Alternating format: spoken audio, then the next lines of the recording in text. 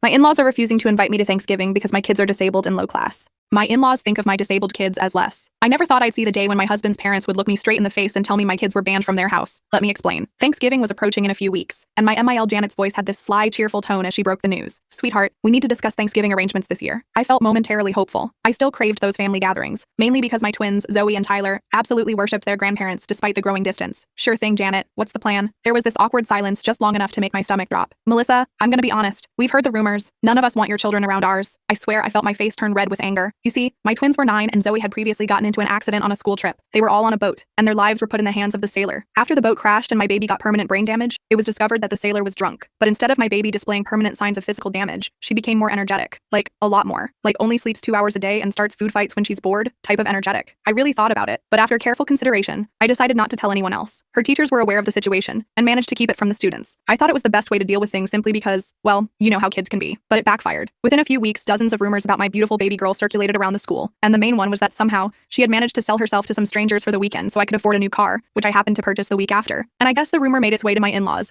because now all of a sudden Janet was uninviting me from the family gathering. We're trying something different this year. You know, something more refined. I tried to keep my calm as I said, oh okay, so just no kids this year? But then she opened her ugly mouth super wide to sigh before saying, listen up, I'm gonna be honest. We don't want your kids there, but Carrie's are invited, so find a babysitter, or don't come. Up to you. I took a deep breath as I thought about all the golden child stories my husband, Brian, had told me about his sister, Krusty Carrie. I guess I didn't hide my sadness that well because that's when Janky Janet said, relax you crazy beach. It's not a personal attack. Except she said it with a smile, so it could pass as a passive-aggressive joke rather than spiteful mockery. I bit my tongue so hard it bled. This wasn't just about Thanksgiving. It was how they always put Carrie's daughters on pedestals while treating my kids as an afterthought. No, Janet. If my children aren't welcome, then I'm not coming either. A heavy silence stretched between us. Then Janet exhaled sharply, like I was being completely unreasonable. Fine. Have it your way. She immediately left my home, slamming the door as hard as she could on the way out. I could hear my twins in the playroom, squealing with delight as they built some kind of blanket tent, completely unaware that their grandparents had just dismissed them like they were inconvenient pets. Taking a deep breath, my thoughts raced. I'd spent my entire marriage trying to earn my in-laws' approval, but at what cost? I was done with this game. Janet and Richard had made their choice. Now it was time for me to make mine, because they'd regret it sooner than they expected. The weight of Janet's words lingered long after she left. I always knew my in-laws preferred Carrie, but I'd convinced myself it wasn't as obvious as it seemed,